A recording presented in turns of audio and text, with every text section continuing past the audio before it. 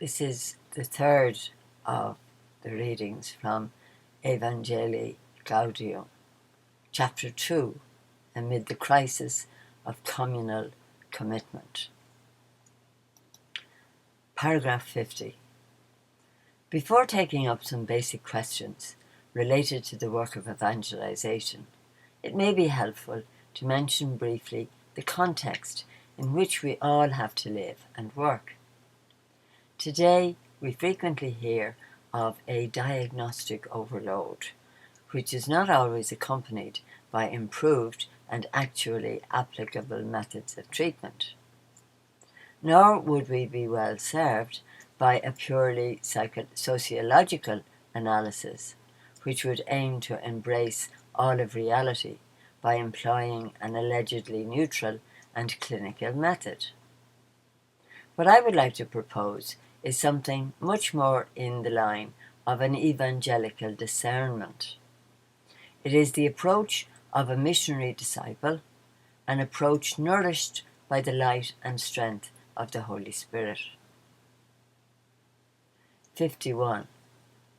It is not the task of the Pope to offer a detailed and complete analysis of contemporary reality, but I do exhort all the communities to an ever-watchful scrutiny of the signs of the time. This is, in fact, a grave responsibility, since certain present realities, unless effectively dealt with, are capable of setting off processes of dehumanization, which would then be hard to reverse. We need to distinguish clearly what might be a fruit of the kingdom from what runs counter to God's plan. This involves not only recognizing and discerning spirits, but also, and this is decisive, choosing movements of the spirit of good and rejecting those of the spirit of evil. I take for granted the different analyses which other documents of the Universal Magisterium have offered, as well as those proposed by the regional and national conferences of bishops. In this exhortation, I claim only to consider briefly, and from a pastoral perspective, certain factors which can restrain or weaken the impulse of missionary renewal in the Church, either because they threaten the life and dignity of God's people, or because they affect those who are directly involved in the Church's institutions and in her work of evangelization. Section 1. Some challenges of today's world. Paragraph 52. In our time, humanity is experiencing a turning point in its history, as we can see from the advances being made in so many fields. We can only praise the steps being taken to improve people's welfare in areas such as healthcare, education, and communications. At the same time, we have to remember that the majority of our contemporaries are barely living from day to day, with dire consequences. A number of diseases are spreading. The hearts of many people are gripped by fear and desperation, even in the so-called rich countries. The joy of living frequently fades. Lack of respect for others and violence are on the rise, and inequality is increasingly evident. It is a struggle to live, and often to live with precious little dignity.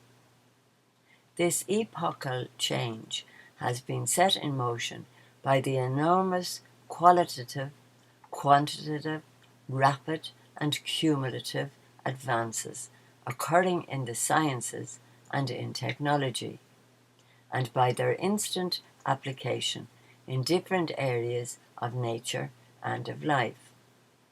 We are in an age of knowledge and information, which has led to new and often anonymous kinds of power.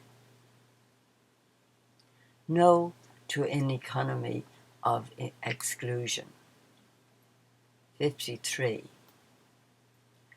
Just as the commandment, "Thou shalt not kill," sets a clear limit in order to safeguard the value of human life, today we also have to say, "Thou shalt not," to an economy of exclusion and inequality. Such an economy kills. How can it be that it is not a news item when an elderly homeless person dies of exposure, but it is news when the stock market loses 2 points? This is a case of exclusion. Can we continue to stand by when food is thrown away while people are starving? This is a case of inequality. Today, everything comes under the laws of competition and the survival of the fittest, where the powerful feed upon the powerless. As a consequence, masses of people find themselves excluded and marginalized, without work, without possibilities, without any means of escape. Human beings are themselves considered consumer goods to be used and then discarded. We have created a throwaway culture, which is now spreading.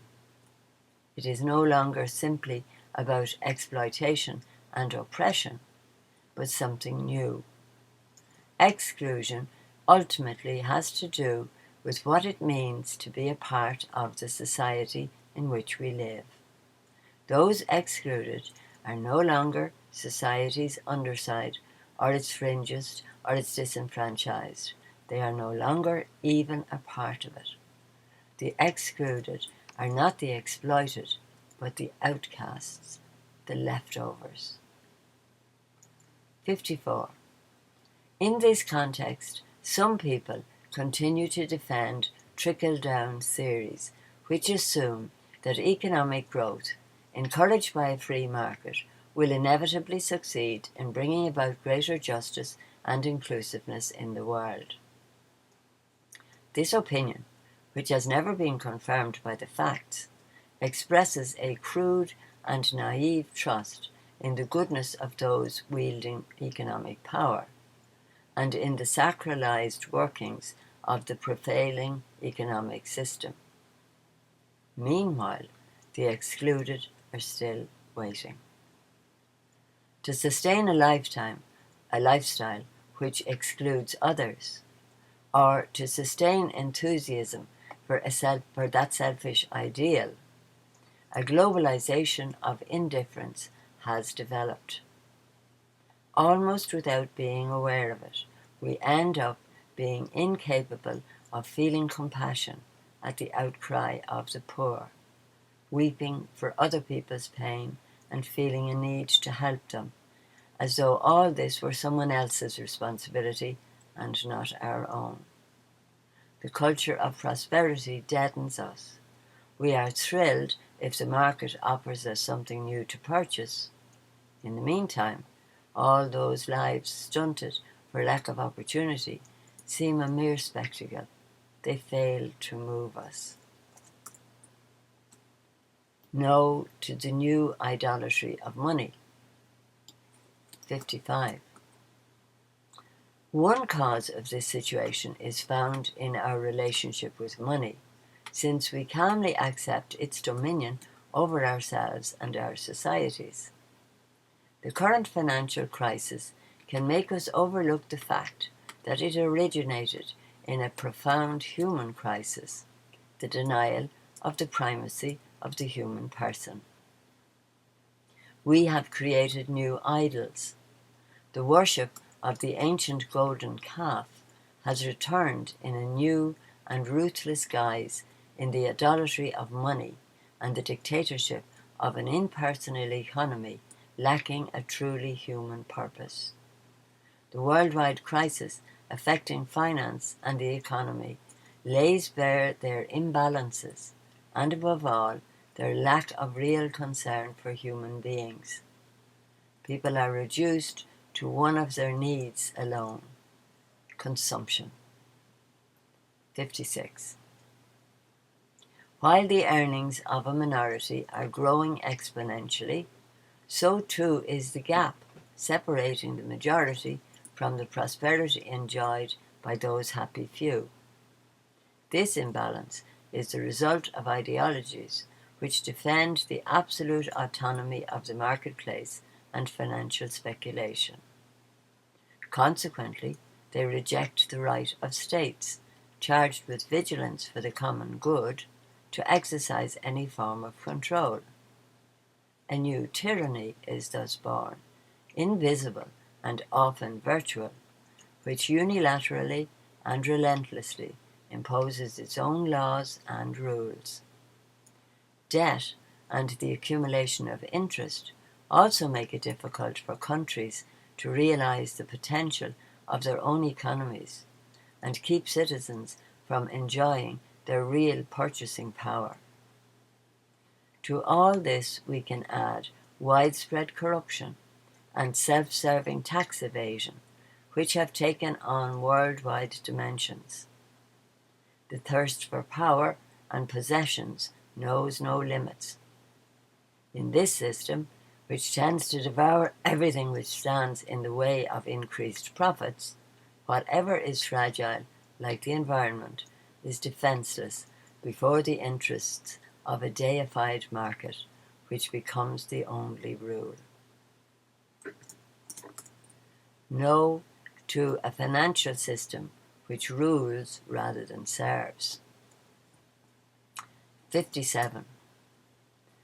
Behind this attitude lurks a rejection of ethics and a rejection of God.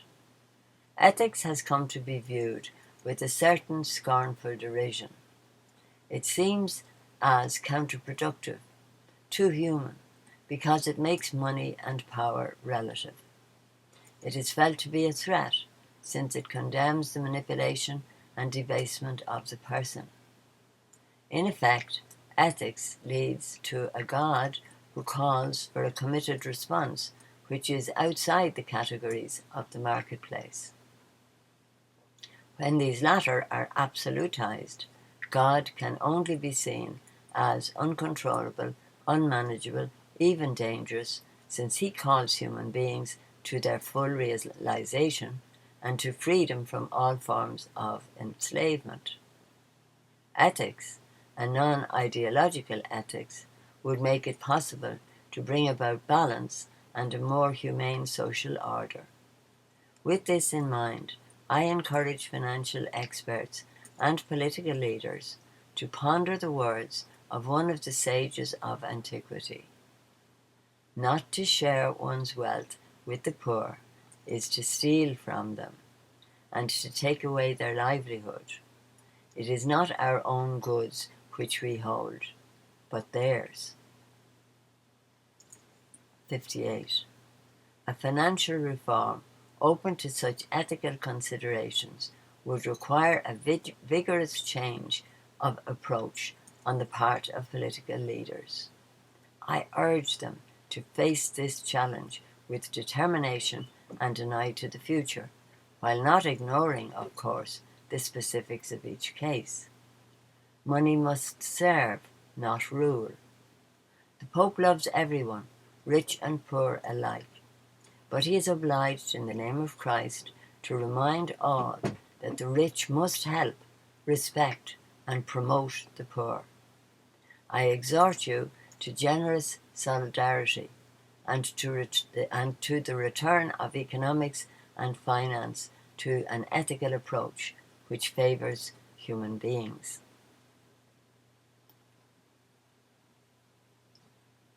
No to the inequality which spawns violence.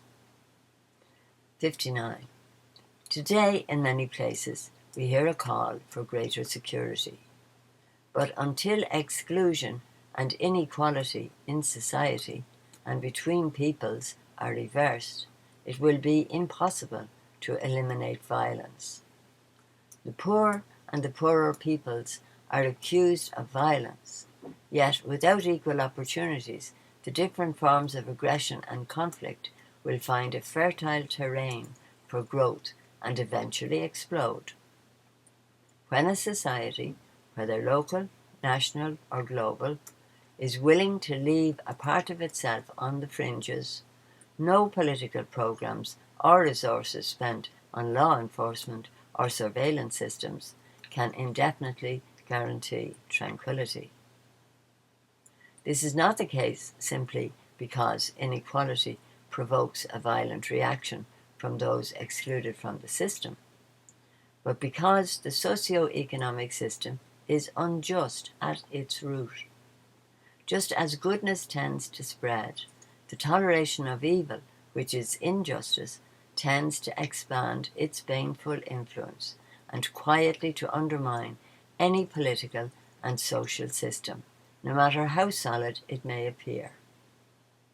If every action has its consequences, an evil embedded in the structures of a society has a constant potential for disintegration and death. It is evil crystallized in unjust social structures, which cannot be the basis of hope for a better future. We are far from the so-called end of history, since the conditions for a sustainable and peaceful development have not yet been adequately articulated and realized. 60. Today's economic mechanisms promote inordinate consumption. Yet it is evident that unbridled consumerism combined with inequality proves doubly damaging to the social fabric.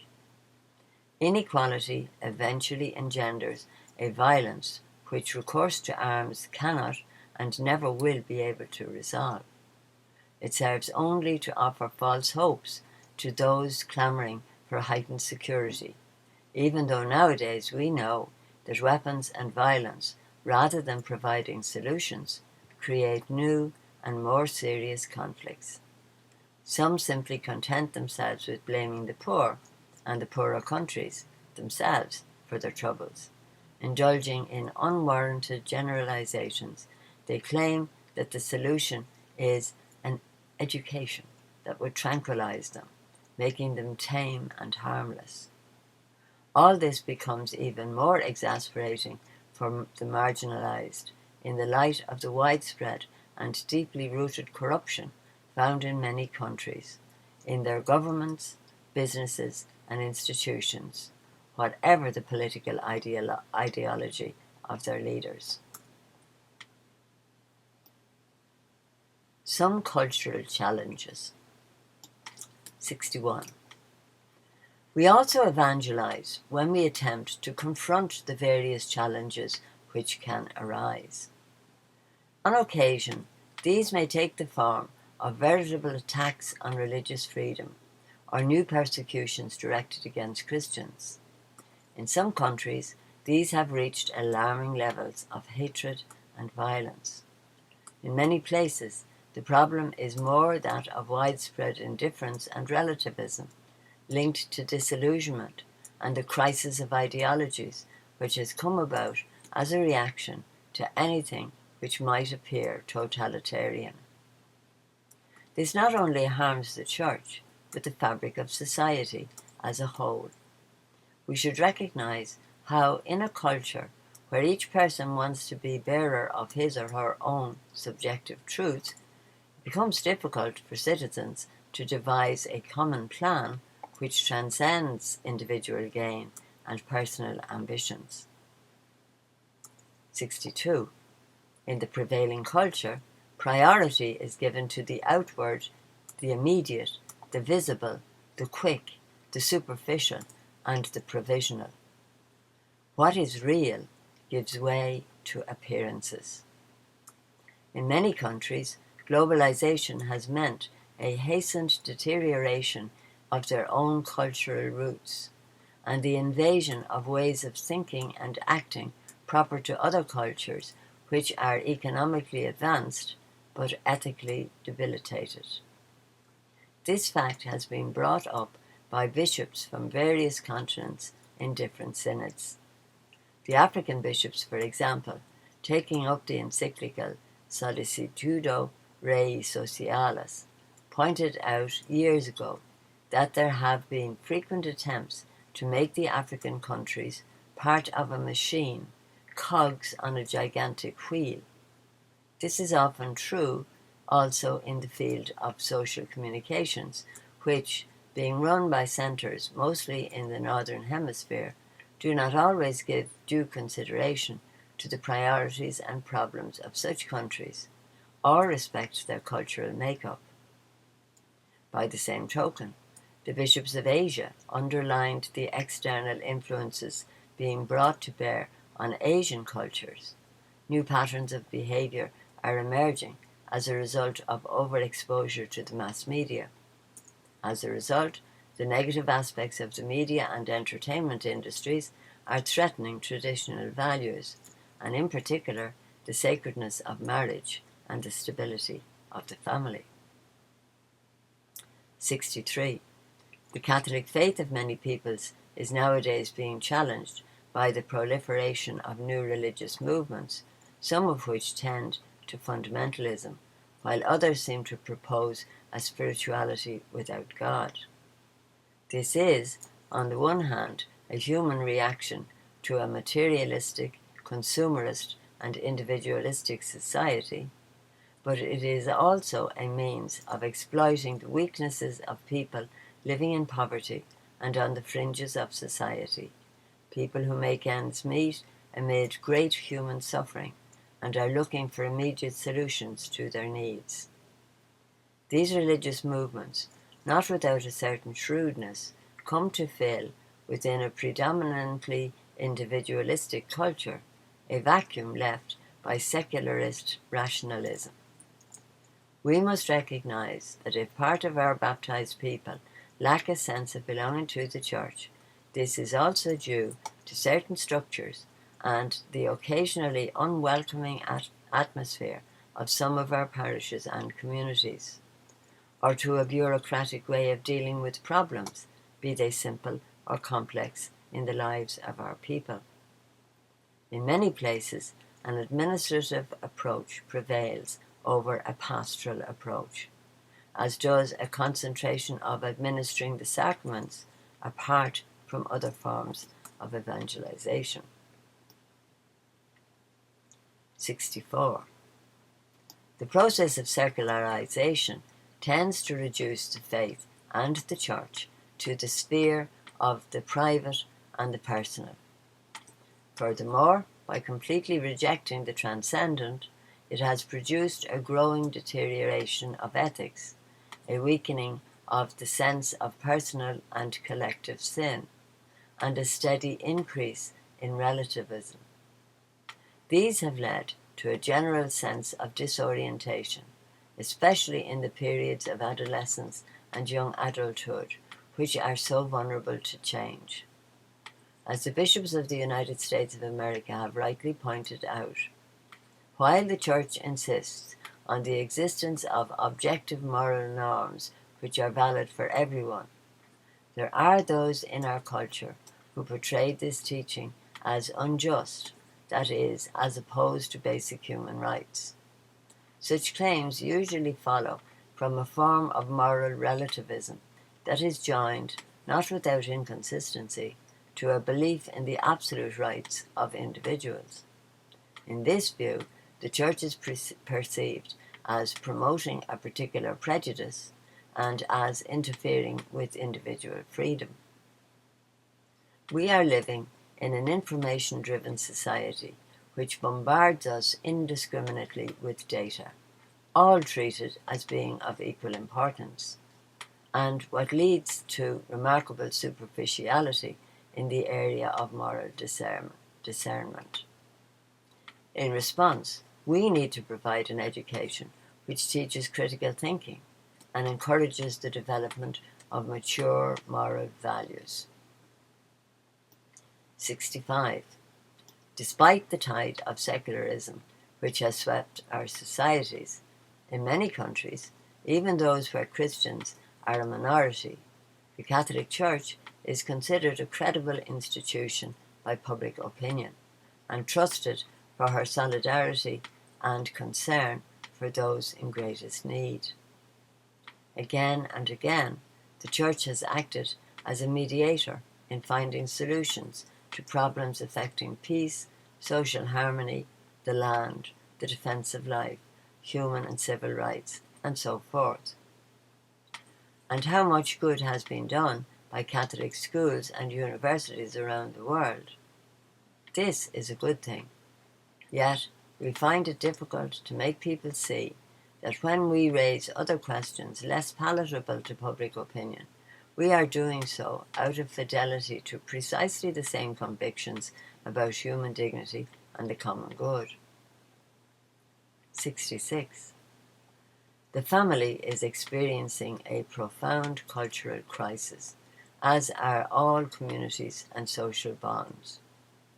In the case of the family, the weakening of these bonds is particularly serious because the family is the fundamental cell of society, where we learn to live with others despite our differences and to belong to one another.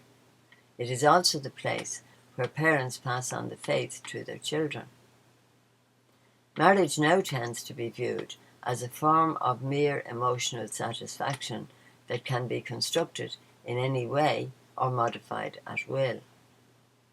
But the indispensable contribution of marriage to society transcends the feelings and the momentary needs of the couple.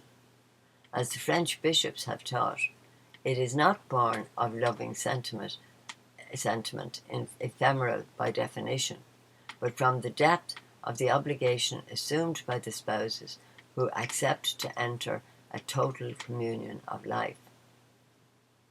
67. The individualism of our postmodern and globalized era favors a lifestyle which weakens the development and stability of personal relationships and distorts family bonds. Pastoral activity needs to bring out more clearly the fact that our relationship with the Father demands and encourages a communion which heals, promotes, and reinforces interpersonal bonds. In our world, especially in some countries, different forms of war and conflict are re-emerging. Yet we Christians remain steadfast in our intention to respect others, to heal wounds, to build bridges, to strengthen relationships, and to bear one another's burdens. Today, too, various associations for the defense of rights and the pursuit of noble goals are being founded. This is a sign of the desire of many people to contribute to social and cultural progress.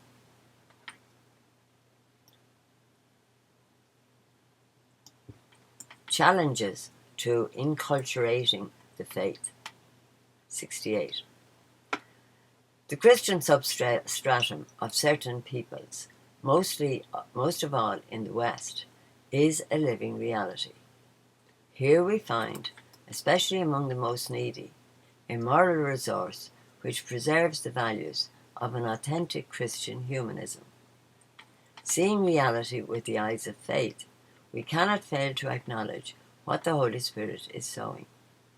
It would show a lack of trust in his free and unstinting activity to think that authentic Christian values are absent where great numbers of people have received baptism and expressed their faith and solidarity with others in a variety of ways. This means more than acknowledging occasional seeds of the word, since it has to do with an authentic Christian faith which has its own expressions and means of showing its relationship to the Church. The immense importance of a culture marked by faith cannot be overlooked. Before the onslaught of contemporary secularism, an evangelized culture, for all its limits, has many more resources than the mere sum total of believers.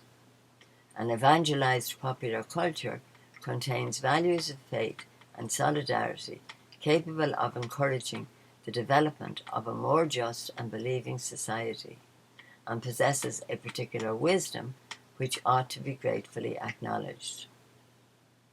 69. It is imperative to evangelize cultures in order to inculturate the gospel. In countries of Catholic tradition, this means encouraging, fostering, and reinforcing a richness which already exists. In countries of other religious traditions, or profoundly secularized countries, it will mean sparking new processes for evangelizing culture, even though these will demand long-term planning. We must keep in mind, however, that we are constantly being called to grow. Each culture and social group needs purification and growth. In the case of the popular cultures of Catholic peoples, we can see deficiencies which need to be healed by the gospel. Machismo, alcoholism, domestic violence, low mass attendance, fatalistic or superstitious notions which lead to sorcery, and the like. Popular piety itself can be the starting point for healing and liberation from these deficiencies. 70. It is also true that at times greater emphasis is placed on the outward expressions and traditions of some groups, or on alleged private revelations which would replace all else, than on the impulse of Christian piety.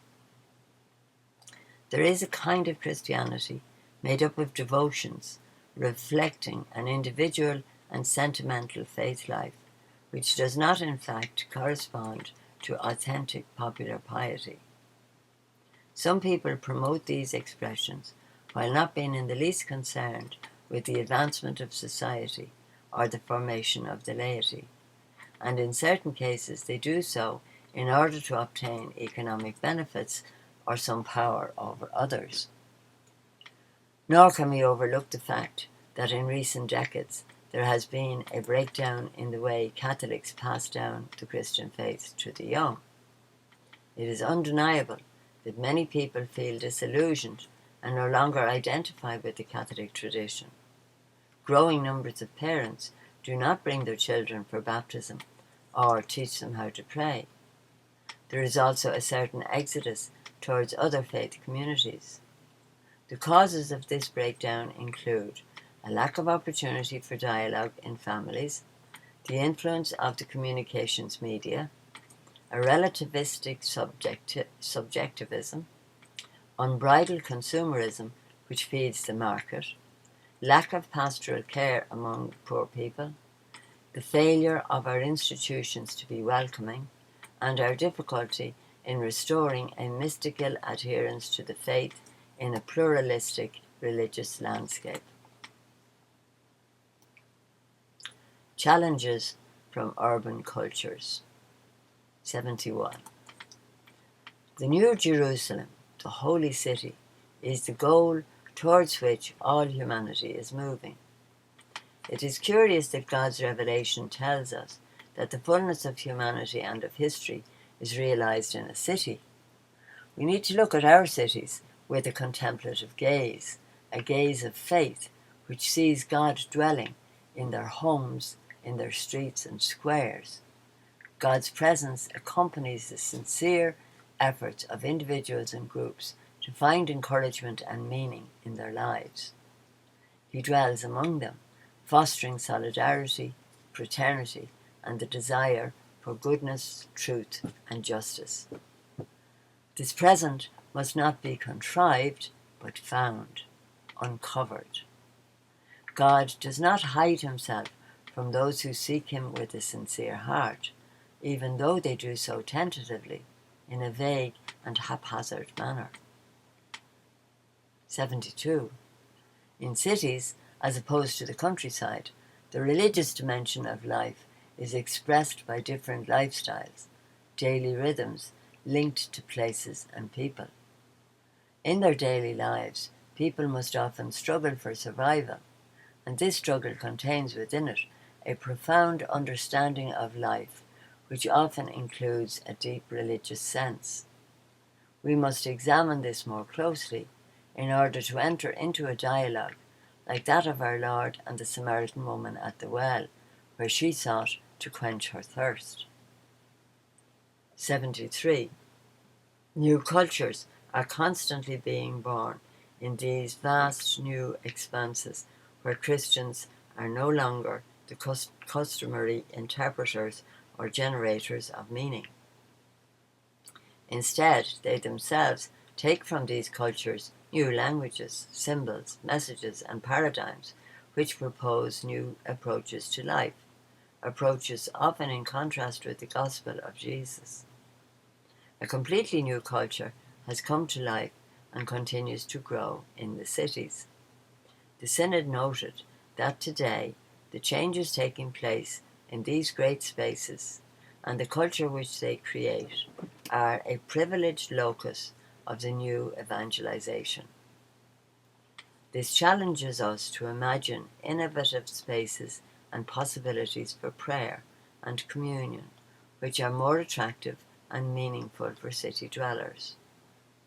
Through the influence of the media, rural areas are being affected by the same cultural changes, which are significantly altering their way of life as well. 74. What is called for is an evangelization capable of shedding light on these new ways of relating to God, to others, and to the world around us, and inspiring essential values. It must reach the places where new narratives and paradigms are being formed, bringing the word of Jesus to the inmost souls of our cities. Cities are multicultural. In the larger cities, a connective network is found in which groups of people share a common imagination and dreams about life, and new human interactions arise, new cultures in visible cities. Various subcultures exist side by side and often practice segregation and violence. The Church is called to be at the service of a difficult dialogue. On the one hand, there are people who have the means needed to develop their personal and family lives, but there are also many non-citizens, half-citizens, and urban remnants. Cities create a sort of permanent ambivalence because, while they offer their residents countless possibilities, they also present many people with any number of obstacles to the full development of their lives. This contrast causes painful suffering. In many parts of the world, cities are the scene of mass protests where thousands of people call for freedom, a voice in public life, justice, and a variety of other demands which, if not properly understood, will not be silenced by force. 75. We cannot ignore the fact that in cities, human trafficking, the narcotics trade, the abuse and exploitation of minors, the abandonment of the elderly and infirm, and various forms of corruption and criminal activity take place. At the same time, what could be significant places of encounter and solidarity often become places of isolation and mutual distrust. Houses and neighborhoods are more often built to isolate and protect than to connect and integrate. The proclamation of the gospel will be a basis for restoring the dignity of human life in these contexts. For Jesus desires to pour out an abundance of life upon our cities. The unified and complete sense of human life that the gospel proposes is the best remedy for the ills of our cities, even though we have to realize that a uniform and rigid program of evangelization is not suited to this complex reality. But to live our human life to the fullest and to meet every challenge as a leaven of gospel witness in every culture and in every city will make us better Christians and bear fruit in our cities. Section 2. Temptations faced by pastoral workers. 76. I feel tremendous gratitude to all those who are committed to working in and for the Church. Here I do not wish to discuss at length the activities of the different pastoral workers, from bishops down to those who provide the most humble and hidden services. Rather, I would like to reflect on the challenges that all of them must face in the context of our current globalized culture. But in justice, I must say first that the contribution of the Church in today's world is enormous. The pain and the shame we feel at the sins of some members of the Church and at our own must never make us forget how many Christians are giving their lives in love. They help so many people to be healed or to die in peace in makeshift hospitals. They are present to those enslaved by different addictions in the poorest places on earth. They devote themselves to the education of children and young people. They take care of the elderly who have been forgotten by everyone else. They look for ways to communicate values in hostile environments. They are dedicated in many other ways to showing an immense love for humanity, inspired by the God who became man. I am grateful for the beautiful example given to me by so many Christians who joyfully sacrifice their lives and their time. This witness comforts and sustains me in my own efforts to overcome selfishness and to give more fully of myself. 77. As children of this age, though, all of us are in some way affected by the present globalized culture, which, while offering us values and new possibilities, can also limit, condition, and ultimately harm us.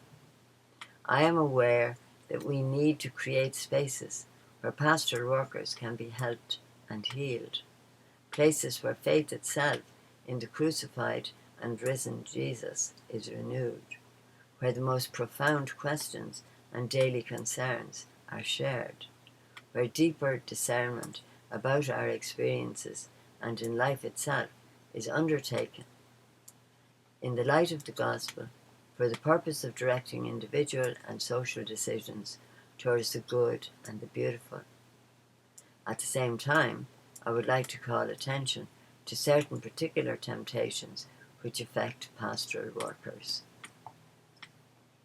Yes to the challenge of a missionary spirituality. 78.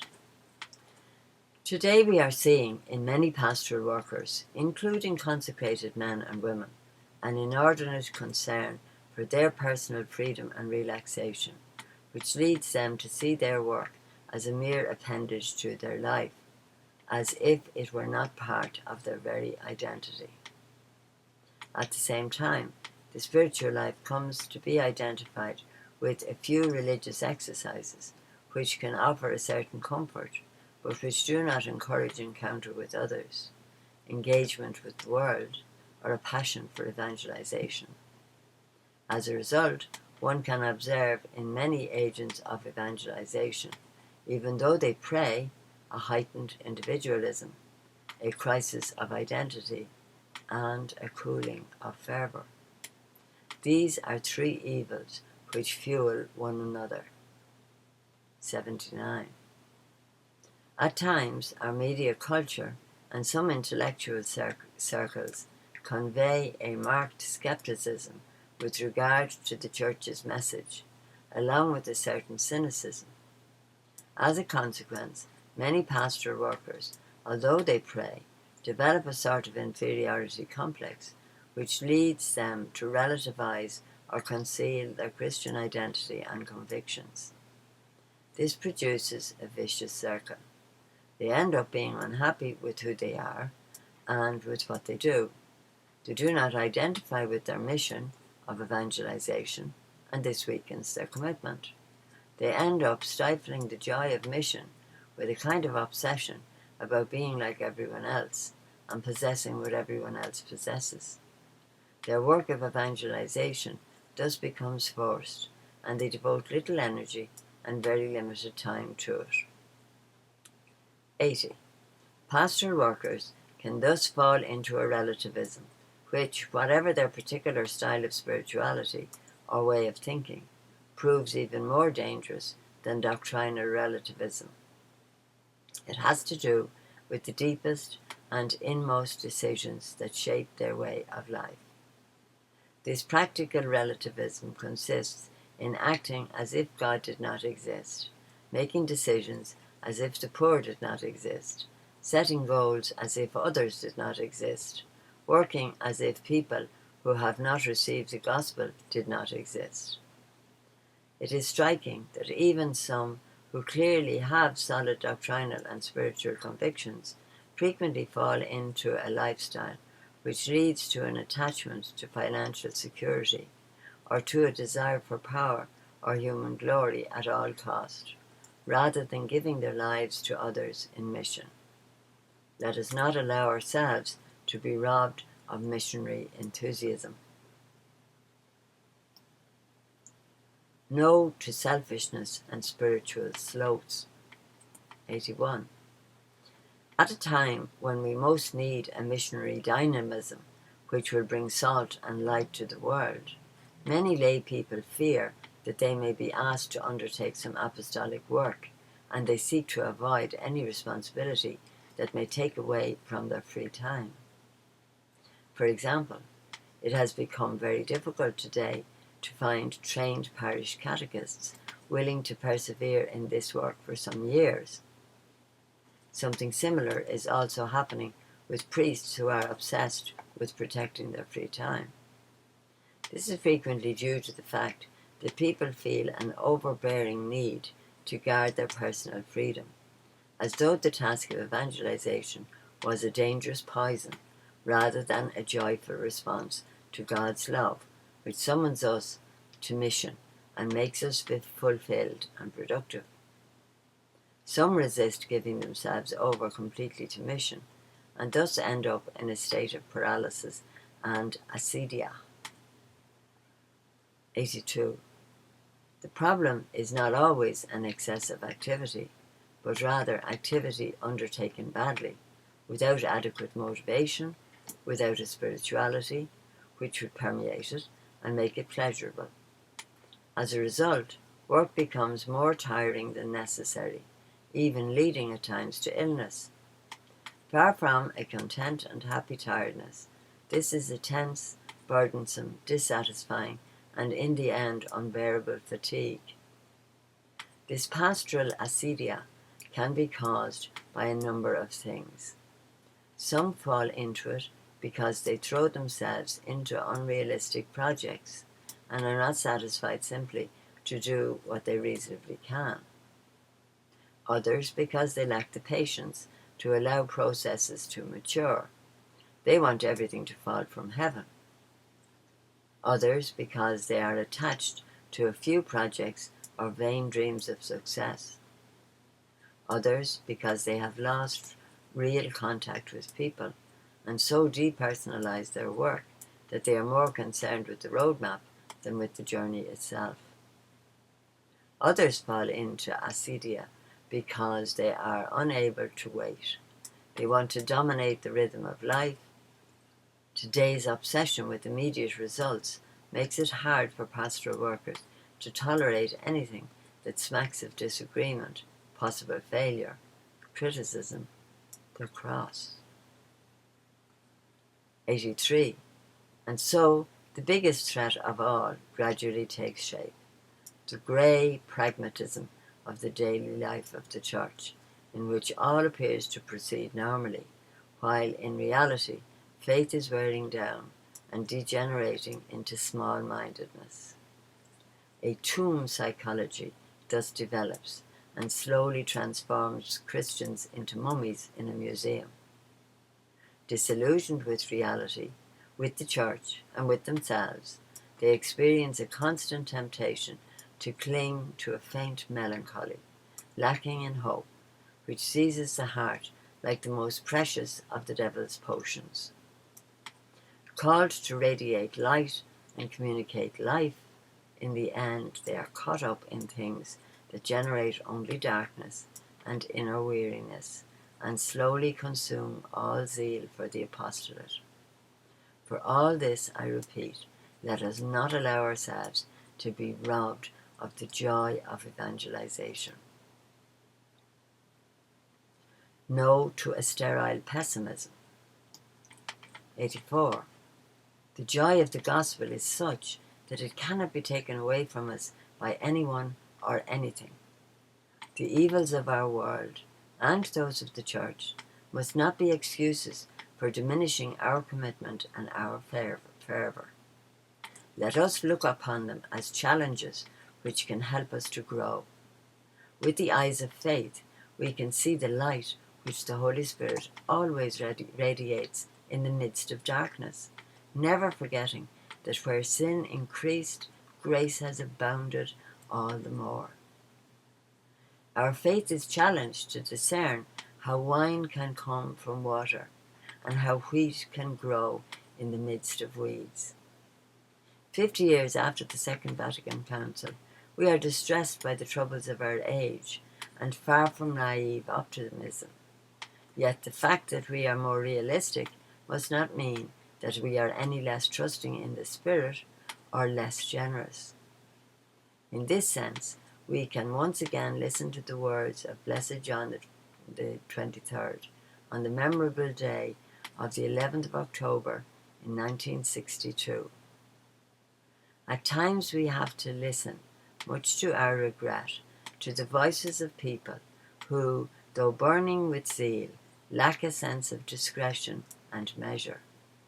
In this modern age, they can see nothing but prevarication and rule.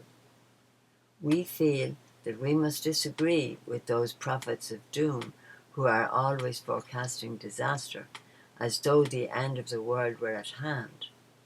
In our times, divine providence is leading us to a new order of human relations, which, by human effort and even beyond all expectations, are directed to the fulfillment of God's superior and inscrutable designs, in which everything, even human setbacks, lead to the greater good of the Church.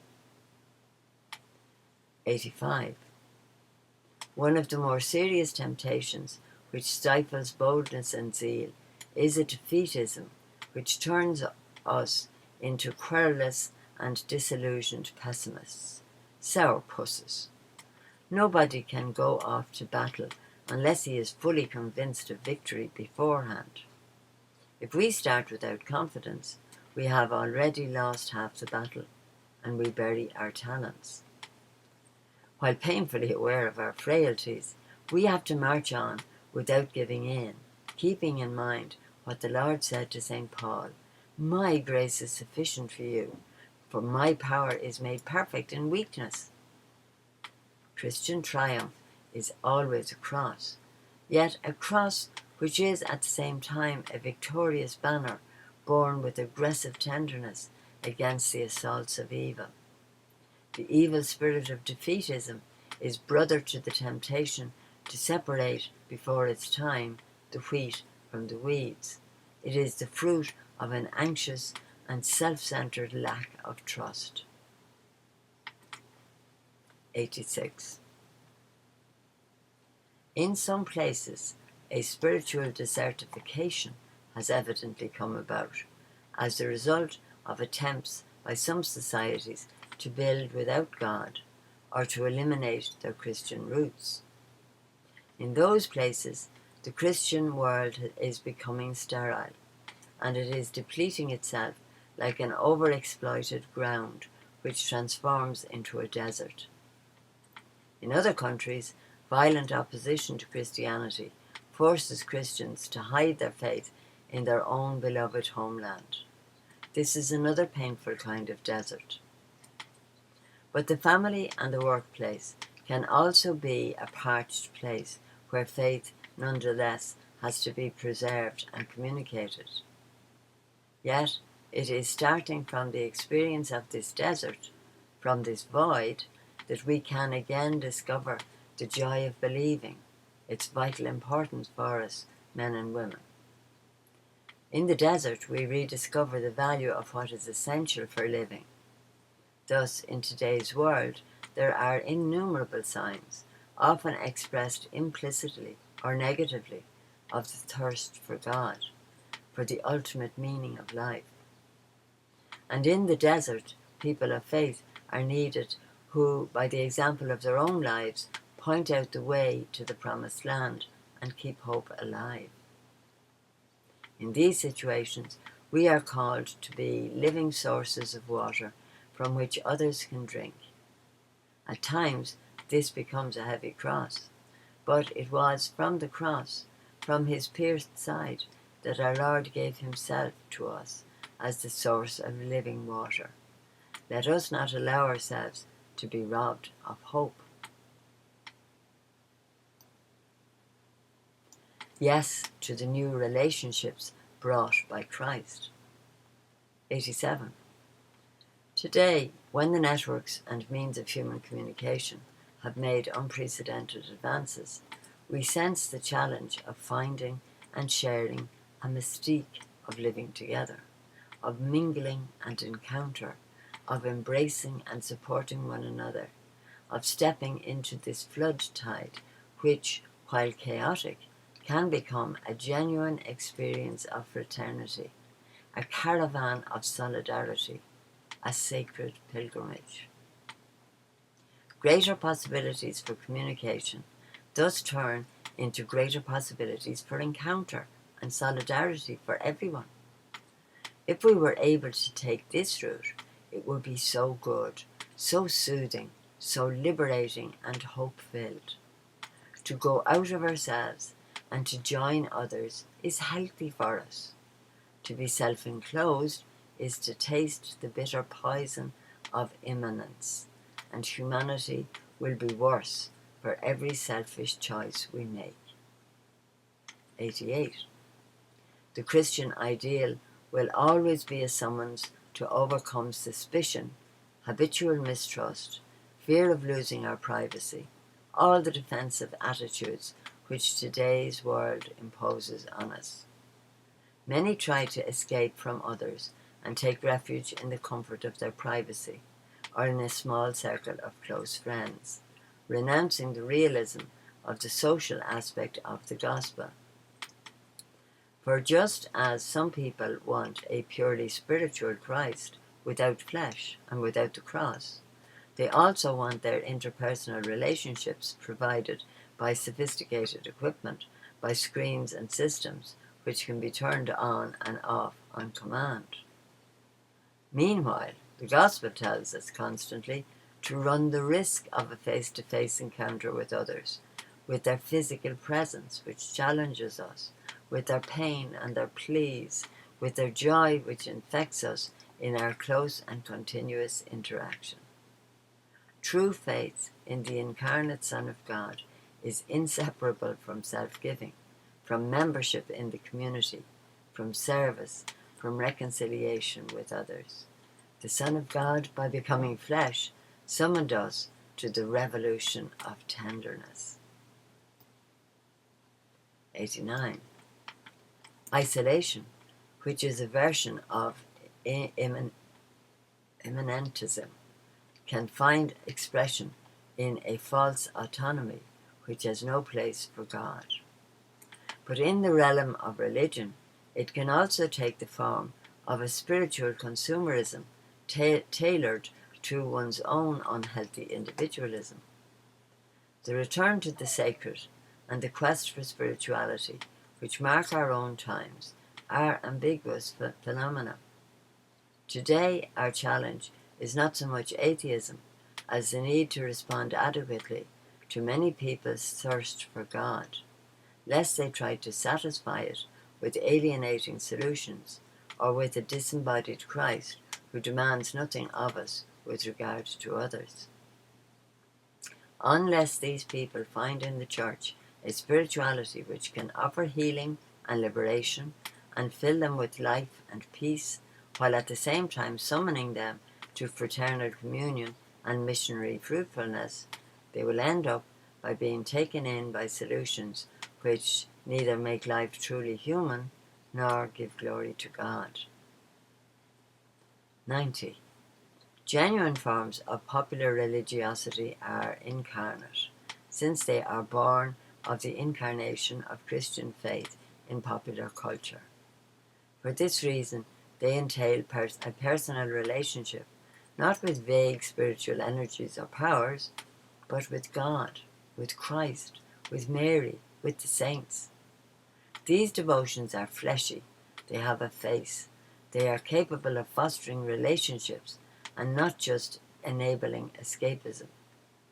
In other parts of our society, we see the growing attraction to various forms of a spirituality of well-being, divorced from any community life, or to a theology of prosperity, detached from responsibility to our brothers and sisters, or to depersonalized experiences, which are nothing more than a form of self-centeredness.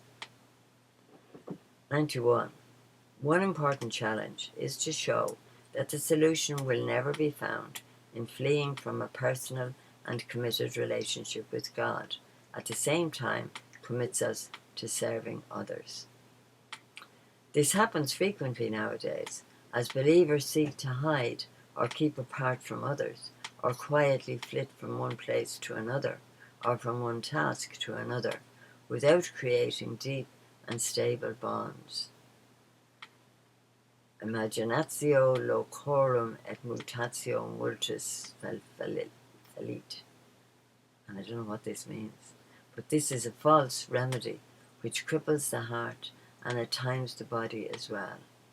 We need to help others to realize that the only way is to learn how to encounter others with the right attitude, which is to accept and esteem them as companions along the way, without interior resistance. Better yet, it means learning to find Jesus in the faces of others, in their voices, in their pleas, and learning to suffer in the embrace of the crucified Jesus whenever we are unjustly attacked or meet with ingratitude, never tiring of our decision to live in fraternity. 92. There indeed we find true healing, since the way to relate to others which truly heals instead of debilitating us is a mystical fraternity, a contemplative fraternity. It is a fraternal love capable of seeing the sacred grandeur of our neighbour, of finding God in every human being, of tolerating the nuisances of life in common by clinging to the love of God, of opening the heart to divine love and seeking the happiness of others just as their Heavenly Father does. Here and now, especially where we are a little flock, the Lord's disciples are called to live as a community which is the salt of the earth and the light of the world. We are called to bear witness to a constantly new way of living together in fidelity to the gospel. Let us not allow ourselves to be robbed of community. No to spiritual worldliness. 93. Spiritual worldliness, which hides behind the appearance of piety and even love for the church, consists in seeking not the Lord's glory, but human glory and personal well-being. It is what the Lord reprimands the Pharisees for. How can you believe who receive glory from one another and do not seek the glory that comes from the only God? It is a subtle way of seeking one's own interests and not those of Jesus Christ. It takes on many forms, depending on the kinds of persons and groups into which it seeps. Since it is based on carefully cultivated appearances, it is not always linked to outward sin. From without, everything appears as it should be. But if it were to seep into the church, it would be infinitely more disastrous than any other worldliness, which is simply moral. 94. This worldliness can be fueled in two deeply interrelated ways. One is the attraction of Gnosticism, a purely subjective faith whose only interest is a certain experience or a set of ideas and bits of information which are meant to console and enlighten, but which ultimately keep one imprisoned in his or her own thoughts and feelings. The other is a self-absorbed Promethean neo-Pelagianism of those who ultimately trust only in their own powers and feel superior to others because they observe certain rules or remain intransigently faithful to a particular Catholic style from the past.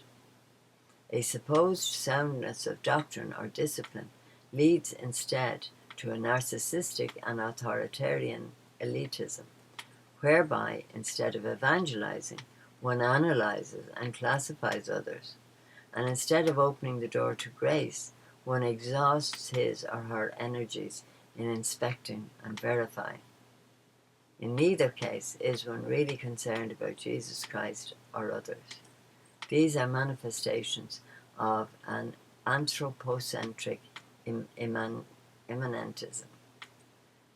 It is impossible to think that a genuine evangelizing thrust could emerge from these adulterated forms of Christianity. 95.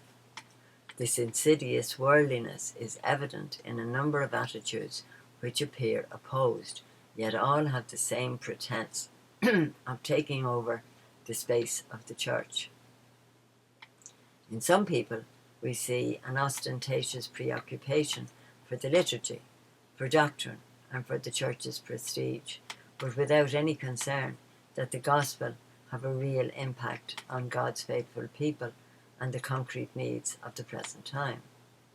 In this way, the life of the church turns into a museum piece or something which is the property of a select few. In others, this spiritual worldliness lurks behind a fascination with social and political gain, or pride in their ability to manage practical affairs, or an obsession with programs of self-help and self-realization. It can also translate into a concern to be seen, into a social life full of appearances, meetings, dinners, and receptions. It can also lead to a business mentality, caught up with management, statistics, plans, and evaluations, whose principal beneficiary is not God's people, but the church as an institution. The mark of Christ incarnate, crucified and risen, is not present. Closed and elite groups are formed, and no effort is made to go forth and seek out those who are distant or on the immediate multitudes who thirst for Christ. Evangelical fervour is replaced by the empty pleasure of complacency and self-indulgence. 96. This way of thinking also feeds the vainglory of those who are content to have a modicum of power and would rather be the general of a defeated army than a mere private in a unit which continues to fight. How often we dream of vast apostolic projects, meticulously planned, just like defeated generals. But this is to deny our history as a church, which is glorious precisely because it is a history of sacrifice, of hopes and daily struggles, of lives spent in service and fidelity to work, tiring as it may be, for all work is the sweat of our brow. Instead, we waste time talking about what needs to be done. In Spanish, we call this the sin of habriesquismo. Like spiritual masters and pastoral experts who give instructions from on high, we indulge in endless fantasies and we lose contact with the real lives and difficulties of our people. 97. Those who have fallen into this worldliness look on from above and afar. They reject the prophecy of their brothers and sisters. They discredit those who raise questions. They constantly point out the mistakes of others, and they are obsessed by appearances. Their hearts are open only to the limited horizon of their own immanence and interests, and as a consequence, they neither learn from their sins nor are they genuinely open to forgiveness. This is a tremendous corruption disguised as a good. We need to avoid it by making the church constantly go out from herself, keeping her mission focused on Jesus Christ and her commitment to the poor. God save us from a worldly church with superficial spiritual and pastoral trappings. This stifling worldliness can only be healed by breathing in the pure air of the Holy Spirit, who frees us from self-centeredness, cloaked in an outward religiosity bereft of God. Let us not allow ourselves to be robbed of the gospel. No to warring among ourselves. 98. How many wars take place within the people of God and in our different communities? In our neighbourhoods and in the workplace, how many wars are caused by envy and jealousy, even among Christians? Spiritual worldliness leads some Christians to war with other Christians who stand in the way of their quest for power, prestige, pleasure, and economic security. Some are even no longer content to live as a part of the greater church community, but stoke a spirit of exclusivity, creating an inner circle. Instead of belonging to the whole church with all its rich variety, they belong to this or that group which thinks itself different or special. 99.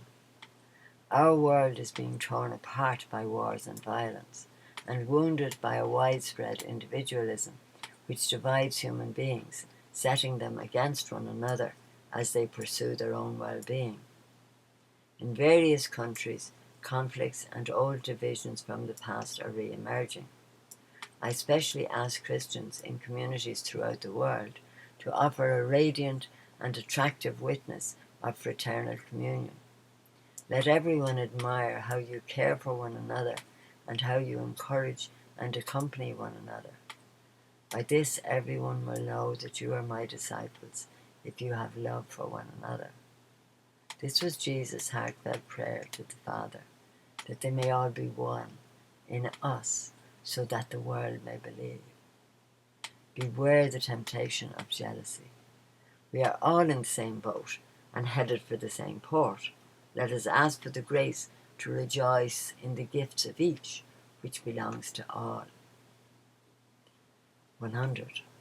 Those wounded by historical divisions find it difficult to accept our invitation to forgiveness and reconciliation, so they think that we are ignoring their pain or asking them to give up their memory and ideals. But if they see the witness of authentically fraternal and reconciled communities, they will find that witness luminous and attractive. It always pains me greatly to discover how some Christian communities, and even consecrated persons, can tolerate different forms of enmity, division, calumny, defamation, vendetta, jealousy, and the desire to impose certain ideas at all costs, even to persecutions which appear as veritable witch hunts. Whom are we going to evangelize if this is the way we act? 101. Those wounded by 101. Let us ask the Lord to help us understand the law of love. How good it is to have this law. How much good it does us to love one another in spite of everything. Yes, in spite of everything. St. Paul's exhortation is directed to each of us. Do not be overcome by evil, but overcome evil with good. And again, let us not grow weary in doing what is right. We all have our likes and dislikes, and perhaps at this very moment we are angry with someone. At least let us say to the Lord, Lord, I am angry with this person, with that person. I pray to you for him and for her. To pray for a person with whom I am irritated is a beautiful step forward in love and an act of evangelization. Let us do it today. Let us not allow ourselves to be robbed of the ideal of fraternal love. Other ecclesial challenges. 102. Lay people are, put simply, the vast majority of the people of God. The minority, ordained ministers, are at their service. There has been a growing awareness of the identity and mission of the laity in the Church. We can count on many lay persons, although still not nearly enough, who have a deeply rooted sense of community and great fidelity to the tasks of charity, catechesis, and the celebration of the faith. At the same time, a clear awareness of this responsibility of the laity, grounded in their baptism and confirmation, does not appear in the same way in all places. In some cases, it is because lay persons have not been given the formation needed to take on important responsibilities. In others, it is because in their particular churches, room has not been made for them to speak and to act due to an excessive clericalism which keeps them away from decision-making. Even if many are now involved in lay ministries, this involvement is not reflected in a greater penetration of Christian values in the social, political, and economic sectors. It often remains tied to tasks within the Church, without a real commitment to applying the gospel to the transformation of society. The formation of the laity and the evangelization of professional and intellectual life represent a significant pastoral challenge. 103. The Church acknowledges the indispensable contribution which women make to society through the sensitivity, intuition, and other distinctive skill sets which they, more than men, tend to possess. I think, for example, of the special concern which women show to others, which finds a particular, even if not exclusive, expression in motherhood. I readily acknowledge that many women share pastoral responsibilities with priests, helping to guide people, families, and groups, and offering new contributions to theological reflection. But we need to create still broader opportunities for a more incisive female presence in the Church, because the feminine genius is needed in all its expressions in the life of society. The presence of women must be guaranteed in the workplace and in the various other settings where important decisions are made, both in the Church and in social structures. 104. Demands that the legitimate rights of women be respected based on the firm conviction that men and women are equal in dignity present the Church with profound and challenging questions which cannot be lightly evaded. The reservation of the priesthood to males as a sign of Christ the spouse who gives himself in the Eucharist is not a question open to discussion, but it can prove especially divisive if sacramental power is too closely identified with power in general. It must be remembered that when we speak of sacramental power, we are in the realm of function, not that of dignity or holiness. The ministerial priesthood is one means employed by Jesus for the service of his people, yet our great dignity derives from baptism, which is accessible to all. The configuration of the priest to Christ, the head, namely as the principal source of grace, does not imply an exaltation which would set him above others. In the Church, functions do not favour the superiority of some vis-à-vis the others. Indeed, a woman, Mary, is more important than the bishops, and even when the function of ministerial priesthood is considered hierarchical, it must be remembered that it is totally ordered to the holiness of Christ's members. Its key and access is not power, understood as domination, but the power to administer the sacrament of the Eucharist. This is the original of its authority, which is always a service to God's people.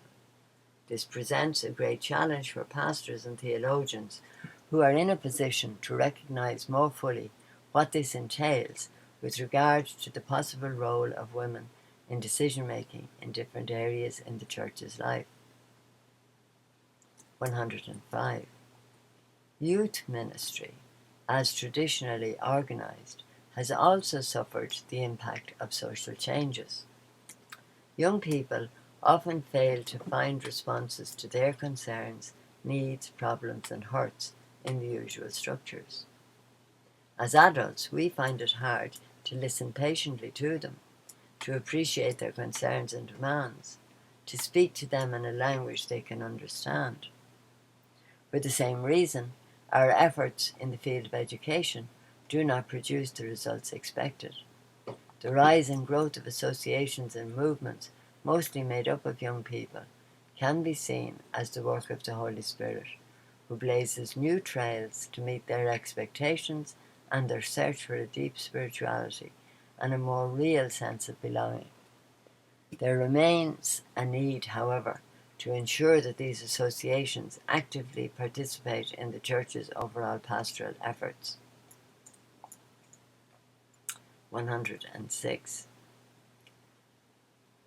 Even if it is not always easy to approach young people, progress has to be made in two areas. The awareness that the entire community is called to evangelize and educate the young, and the urgent need for the young to exercise greater leadership.